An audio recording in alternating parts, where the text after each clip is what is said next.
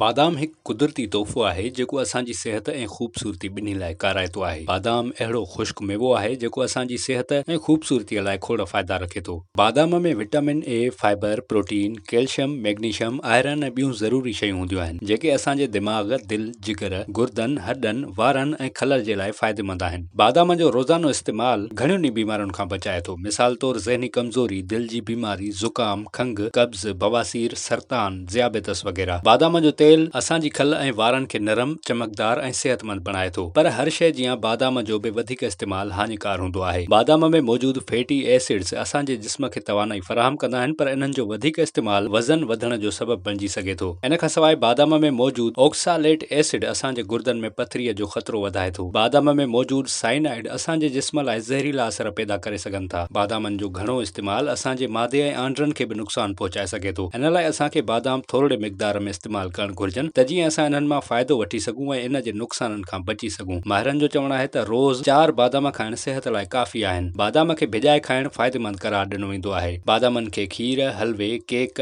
खाधे ऐं सलाद में बि शामिल करे सघिजे थो। बादाम जो तेल बि असांजे खल ऐं वारनि लाइ फ़ाइदेमंद आहे, पर इन जो बि वधीक इस्तेमालु न करणु घुर्जे।